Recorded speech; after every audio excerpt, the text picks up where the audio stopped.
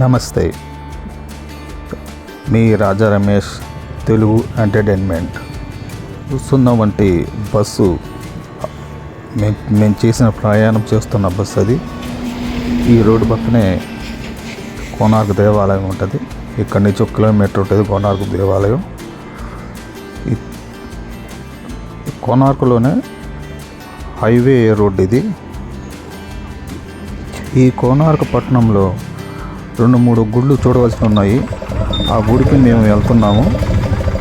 ఆ గుడి రామాలయం.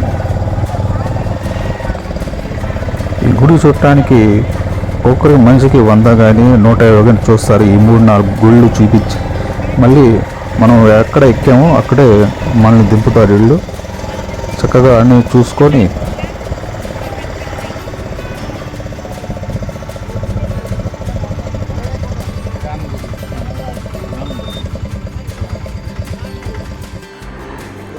ఈ గుడి రామాలయము. ఇది కోనార్క్లో సిటీలో ఉంది. ఒడిశాలో ఉండే కోనార్క్ సిటీ ఇది. ఈ ప్రాంతంలో శివాలయము, పంచముఖ ఆంజనేయ స్వామి, రామాలయము 3 ఇక్కడ ఉన్న ప్రాంతాల్లో ఉన్నాయి. ముందు మనము రామాలయానికి వెళ్తున్నాము. రామాలయం చుట్టుపక్కల గార్డెన్స్ బాగా పెంచారు. వాతావరణం ప్రశాంతంగా ఉంటుంది. ముందు మన రామాలయానికి వెళ్తూ ఈ కట్టడం కూడా పాతతరంగా కట్టారు. ఇల్లు మనలాగా ఉండదు. ఈ ఆర్చీలు కానీ ఈ కట్టడం కూడా ఇక్కడున్న పద్ధతి ప్రకారంగా ఇల్లు కట్టారు. ఈ ప్రాంతం అంతా ముందు ఇటువైపు ఉన్నది శివాలయము, లెఫ్ట్ ఉన్నది శివాలయము, రైట్ ఉన్నది ఆంజనేయ స్వామి ఉంటుంది. ఈ సీతారామ లక్ష్మణులు. ఇక్కడ ఉన్నటువంటి అంతా మా బస్సులో ఉన్న అంతా ఇక్కడ వచ్చారు.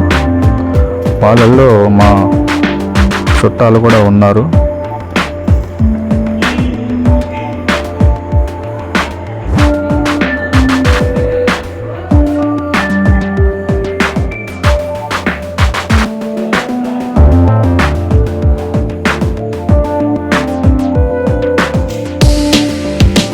రావాలి ముసలో తొందరగా.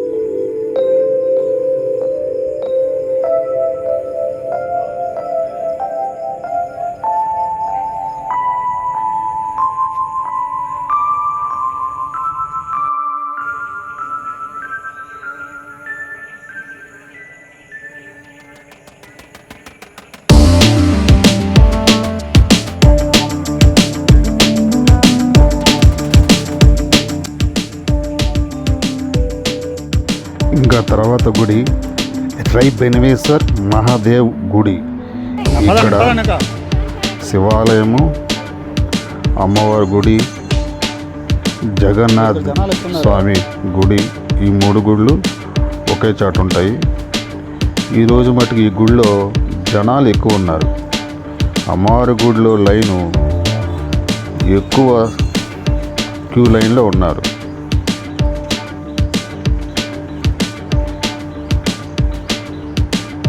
వీళ్ళంతా అమ్మవారి దర్శనానికి క్యూ లైన్లో ఉన్నారు. పక్కన జగన్నాథ టెంపుల్, ఈ అమ్మవారి గుడి.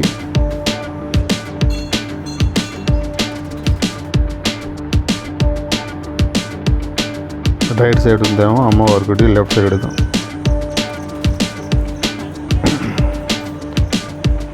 లెఫ్ట్ సైడ్ ఉన్నది స్వామివారి శివాలయము, రైట్ సైడ్ ఉన్నది జగన్నాథ్ టెంపుల్. వెళ్దాం పదండి. జగన్నాథ టెంపుల్. జగన్నాథ్ టెంపుల్.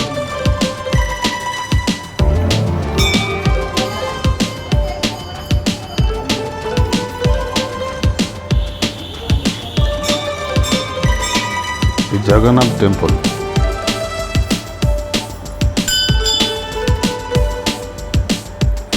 ఈ శివాలయం ఎదురు ఈ చుట్టూ ఉన్న ప్రాంతం. ఇప్పుడు మనం శివాలయానికి వెళ్దాం. రావాలి ఇంకా ఆడ. ఈ శివాలయం ఉన్న ప్రత్యేకత ఏమిటంటే శివుడు నేలలో ఉంటాడు, కానీ మనకి గుడిలో లోపల లైటింగ్ లేని వల్ల సరిగా చూపించలేకపోతున్నాను.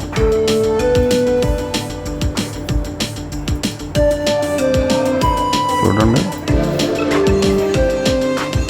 స్వామి గారు నీళ్ళలో తేలాడుతుంటారు.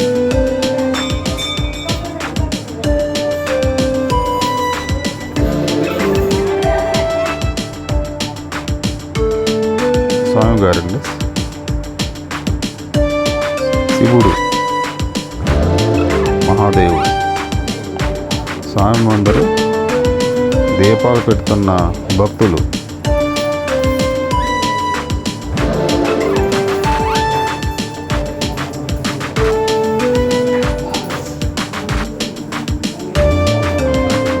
శివాలయం. ఈ శివాలయం బయట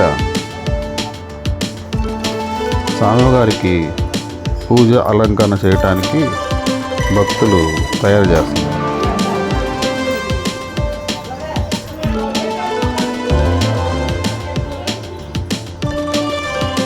అమ్మవారి గుడి అండి,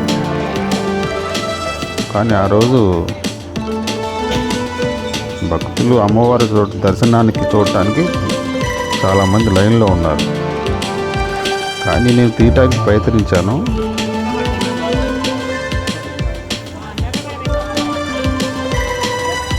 ఈ అమ్మవారు గుడి అండి. వాళ్ళకి లైన్లో ఉన్నారు.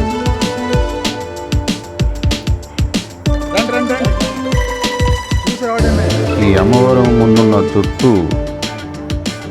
ప్రాంతము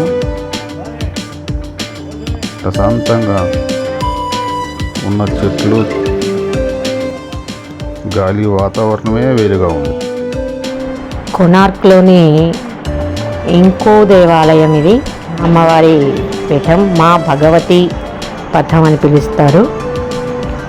ఇక్కడ కూడా ఏ ఆటోలో షేర్ ఆటో తీసుకున్నాం కదా, ఆ ఆటోలోనే రావడం జరిగింది. ఇక్కడ ఎంట్రన్స్ చూడండి, ప్రవేశంలో చాలా చక్కటి వాతావరణం, మర్రి చెట్టు. దాన్ని చూస్తుంటే మనకి ఏ 200-300 సంవత్సరాల క్రితం నాటిదో అనిపిస్తోంది. చక్కగా ఓడలు కూడా దిగిపోయి కొమ్మేదో ఓడేదో కూడా తెలియట్లేదు పరిస్థితి. చాలా బాగుంది. దాని తోడు మేము వచ్చిన టైంలో కొంచెం వర్షం కూడా పడింది. చాలా చల్లగా మంచి ఆహ్లాదకరమైనటువంటి వాతావరణం కనిపిస్తోంది.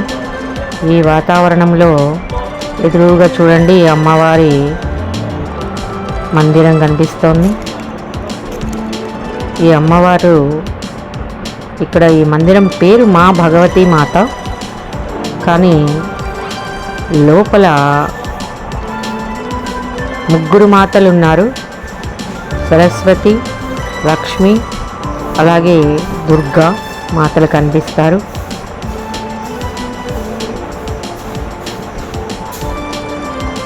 ఇక్కడ ఉన్నటువంటి ఆ 3 మాతలు చాలా శక్తివంతమైన వాళ్ళని, ఇక్కడ ఉన్నటువంటి వాళ్ళంతా కూడా, ప్రజలంతా కూడా, లోకల్ పీపుల్ అంతా కూడా బాగా అర్చిస్తుంటారని, చాలా నమ్మకంగా విశ్వాసంగా వస్తుంటారని అక్కడ ఉన్నటువంటి పూజారి గారు చెప్పడం జరిగింది.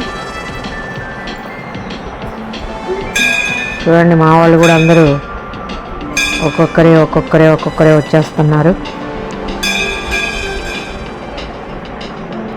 దేవాలయం అయితే చాలా చిన్నదే, కానీ అక్కడ ఉన్నటువంటి విగ్రహాలు చూస్తే మనకు తెలుస్తుంది.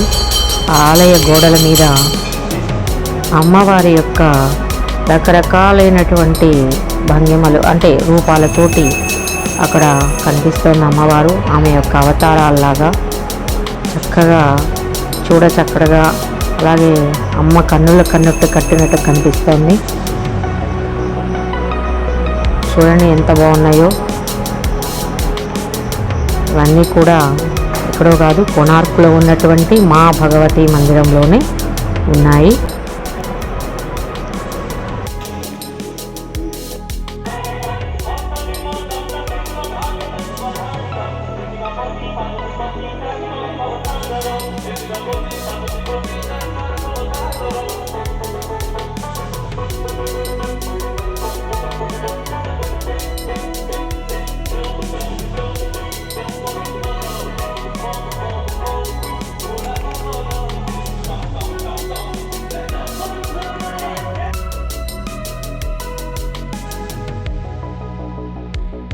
మరి గుడి ఎవరు చెప్పింది ఎటు? హలో, మేమంతా మా భగవతి మాత మందిరం నుంచి వచ్చాక నేరుగా కోణార్క్ సూర్య దేవాలయానికి వెళ్తున్నాం. సూర్య దేవాలయానికి వెళ్ళేటువంటి మార్గం ఇది. ఈ మార్గంలో ఇరువైపులా మంచి మంచి అంగళ్ళు ఉన్నాయి. అంటే మనకు కావాల్సినటువంటి వస్తువులన్నీ కూడా ఉంటాయి.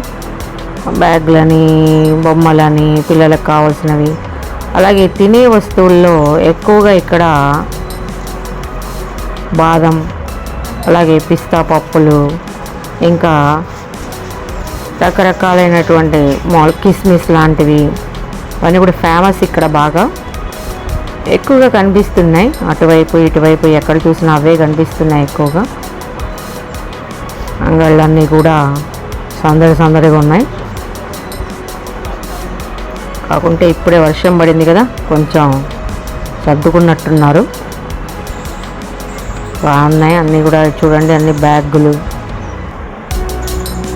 అట్లాగే బొమ్మలు లాంటివి, ఈ కోణార్క్లో కనిపించేటువంటి అంటే ఆ సూర్య దేవాలయానికి సంబంధించినటువంటి ప్రతిమలు కానీ అన్నీ కూడా ఆ యొక్క అంగళ్ళల్లో కనపడుతున్నాయి.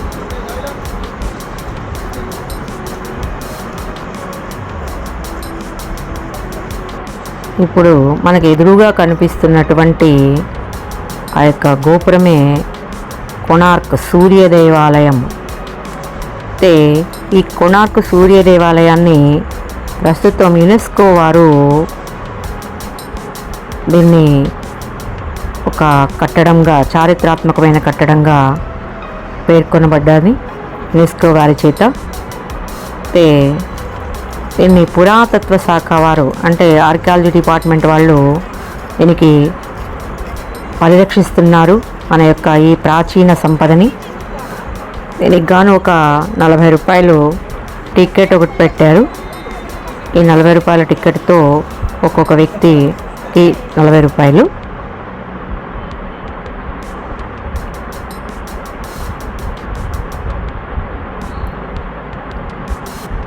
ఈ సూర్య దేవాలయంలోకి ఇది ప్రవేశము. అయితే ముందు ఉన్నటువంటి రథ అంటే మనకి కోణార్క్ సూర్య దేవాలయం ఎలా ఉంటుందంటే రథం ఆకారాన్ని పోలి ఉంటుంది. అంటే మనందరికీ తెలుసు, మనం అందరం వింటూ ఉంటాం. ఏమని అంటే సూర్యుడు 7 గుర్రాల రథం మీద ప్రతిరోజు తూర్పున ఉదయించి సాయంత్రం కానీ పడమట వైపున అస్తమిస్తాడని మనం అనుకుంటుంటాం. కాబట్టి అదే విధమైనటువంటి ఆకృతిలో ఈ యొక్క కోణార్క్ దేవాలయాన్ని నిర్మించడం జరిగింది.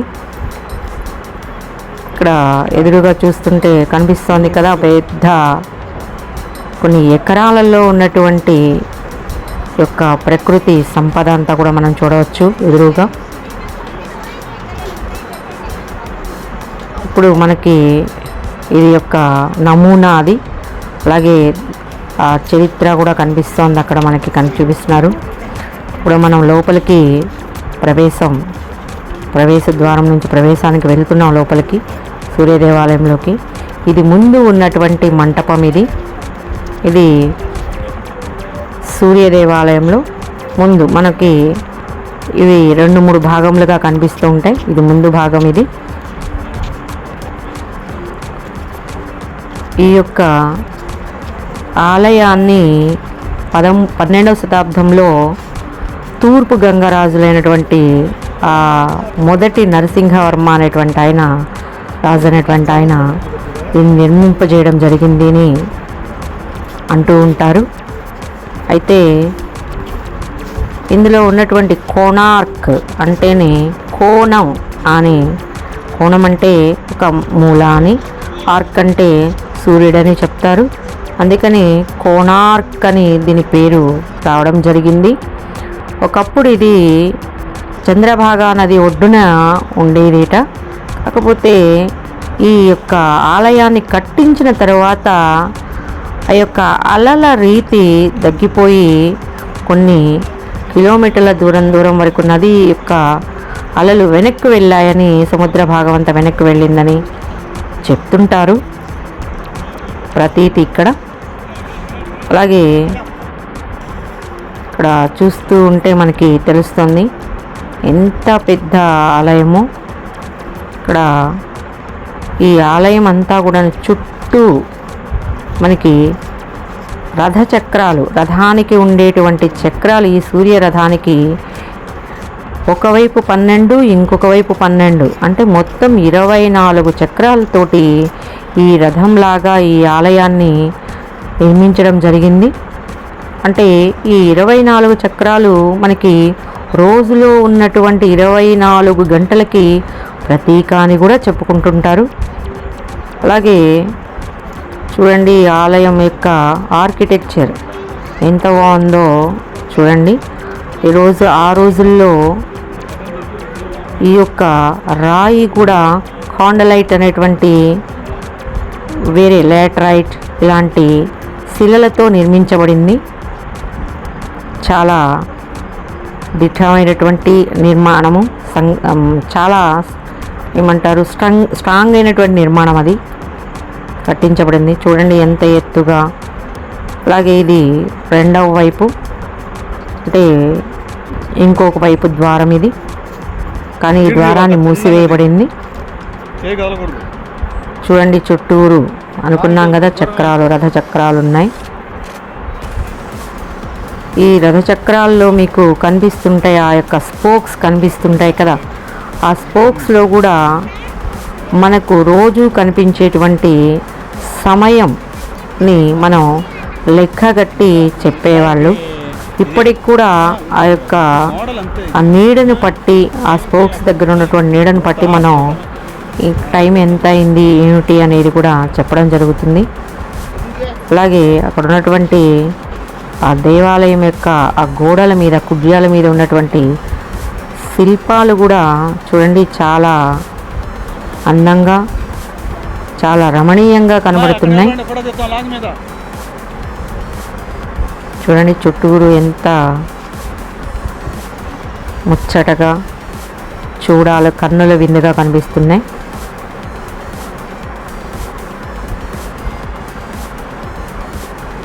ఇంకా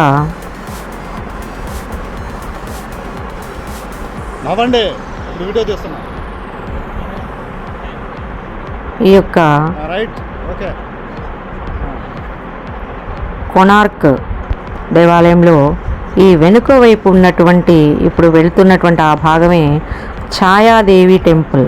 అంటే సూర్య భగవానుడి యొక్క సతీదేవి, అంటే భార్య ఉన్నటువంటి భార్యకు అక్కడ ఒక దేవాలయాన్ని నిర్మించడం జరిగింది. అయితే ఇప్పుడైతే అదంతా కూడాను పడిపోవటం జరిగిందని శిథిలావస్థలో ఉంది. ఇంకో విషయం ఏంటంటే ఈ తూర్పు గంగరాజులు ఏర్పాటు చేసినటువంటి యొక్క కోణార్క్ టెంపుల్లో సూర్యుని యొక్క ప్రతిమ గాలిలో తేలాడుతూ ఉండేదని నానుడి. అది అందరినీ ఆశ్చర్యచకితులను చేసేదిట.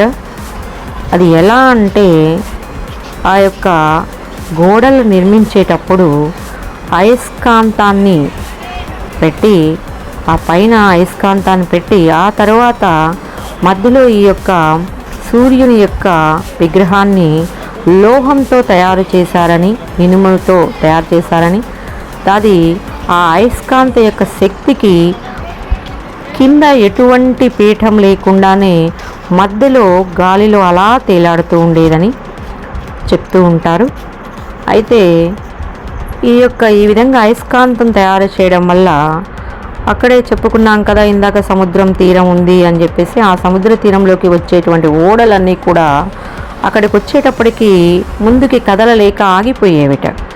ఏమిటి విషయం అని అందరికీ అర్థం కాక చాలా రోజులు ఆలోచించిన తర్వాత మనకి పోర్చుగీస్ వాళ్ళు ఒకసారి అటువైపు నుంచి నావలు వెళ్తూ వాళ్ళు ఆగారట. ఆగి అసలు ఏంటి, ఎందుకు ఇలా జరుగుతోంది, ఇక్కడ ఏముంది అని చూడాలని ఆ వైపంతా వెతగ్గా ఈ దేవాలయంలో ఉన్నటువంటి ఆ యొక్క అయస్కాంతానికి సంబంధించి ఆ విగ్రహాన్ని, ప్రతిమని, ఆ సూర్యుడి ప్రతిమని ఉంది, అందువల్లనే ఇలా జరుగుతోంది అని ఆలోచించి ఆ గోడల్ని పడగొట్టి ఆ అయస్కాంత శక్తిని తీసివేయడం జరిగింది. దానితో అక్కడ ఉన్నటువంటి సూర్యుని యొక్క ప్రతిమ కింద పడిపోవడం జరిగింది. ఆ తర్వాత నుంచి అక్కడెక్కడా కూడాను సూర్యుడికి పూజలను చేయడం లేదు అని చెప్తుంటారు.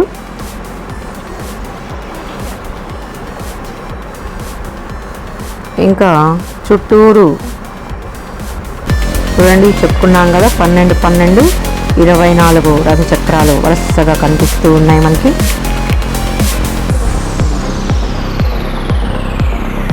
అన్నీ ఒకే వ్యాసంలో, ఒకే రకమైనటువంటి ఆ వ్యాసంలో కనిపిస్తున్నాయి మనకి, ఒకే రకమైన కొలతల్లో. చూడండి ఎంత ఎత్తైనది. అలాగే కొంచెం వర్షం పడింది, అందువల్ల కొద్దిగా ఇంకా వాతావరణం కూడా బాగా చల్లగా ఉంది.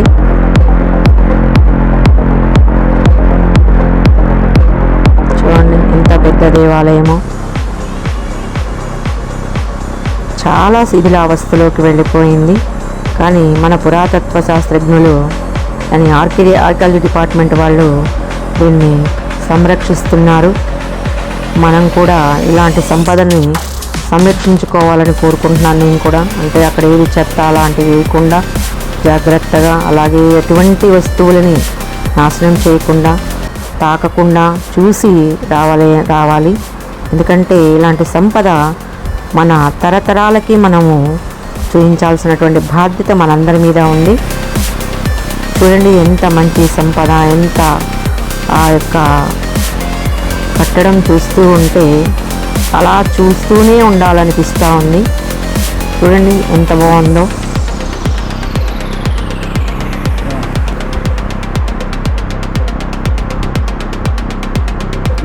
ఈ యొక్క సూర్య రథము, ఆ 7 గుర్రాలు సూర్యుడి యొక్క రథాన్ని లాగుతూ ఉన్నటువంటిగా కనిపిస్తూ ఉంటుంది, మనకు ముందుగానే కనిపిస్తుంది. అయితే ఆ 7 గుర్రాలు మాత్రం మనకి ప్రస్తుతం అన్నీ కనిపించట్లేదు. కొన్ని వీళ్ళ ధ్వంసం చేశారు కొన్నిటిని.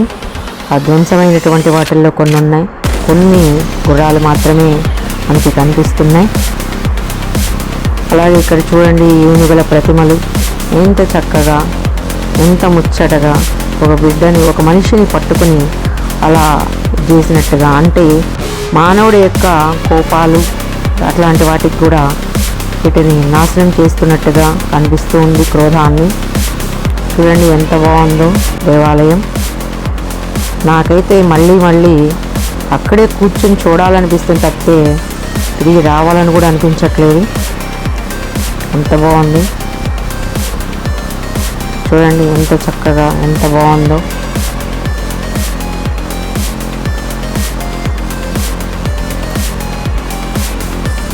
పెద్ద వాతావరణం, ఎటు చూచినా ఆహ్లాదకరమైనటువంటి వాతావరణమే. చాలా బాగుంది వాతావరణం కూడా. మీరు పొద్దునే కానీ ఉదయాన్నే కానీ లోపలికి వస్తే చక్కగా సాయంత్రం దాకా కూడా తిరిగి ప్రశాంతంగా చూడొచ్చు. చాలా బాగుంది. పిల్లలతో వచ్చినా కూడా పిల్లలకు కూడా ఆటలాడుకోవడానికి కానీ వాటికి చాలా బాగుంది. హలో, మేము ఇప్పుడే బయటికి కొనార్క్ టెంపుల్ బయటకు వచ్చాము. ఎదురుగా బయటకు వచ్చే స్థానంలోనే గేటుకి ముందే నవగ్రహ టెంపుల్ ఉందండి. అంటే సూర్య దేవాలయము, ఆ సూర్యుడికి సంబంధించినటువంటి ఆ గ్రహాలన్నీ కూడా చూడండి ఎలా ఉన్నారో.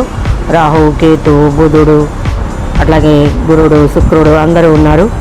వీళ్ళందరికీ కూడా ఇక్కడ ఈ నవగ్రహ మందిర్లో పూజలు అవి బాగా చేస్తుంటారండి. అలాగే మనకి తెలుసు కదా, శని త్రయోదశి అట్లా టైంలోనూ రాహుకేతువులకి పూజలు చేయించుకోవడం ఇవన్నీ కూడా చేస్తూ ఉంటారు. పూజారులు బాగా పూజలు అవి మనం ఉండి చేయించుకునే వాళ్ళు చేయించుకుంటుంటారు. ప్రసాదాలు కూడా అక్కడే బాగా దొరుకుతున్నాయి. భగవంతుడికి మనం అర్పించాలనుకున్నటువంటి పువ్వులు, నైవేద్యాలు అవన్నీ కూడా పెట్టుకోవచ్చు అని కూడా చూడండి. బయటకు రాగానే ఆ ఎగ్జిట్ అయిపోగానే ఇక్కడ ఎదురుగా చూడండి జగన్నాథ టెంపుల్. అంటే పూరిలో జగన్నాథ టెంపుల్ కాదు కండి, ఇక్కడ కోణార్క్లో కూడా ఆ పూరిలో జగన్నాథుని సేవించుకున్నట్లుగానే ఇక్కడ కూడా మనము ఆ జగన్నాథుని సేవించుకోవచ్చండి. ఇదే ఆ టెంపుల్. చూడండి ఆ టెంపుల్ లోపలికి వెళ్తున్నారు.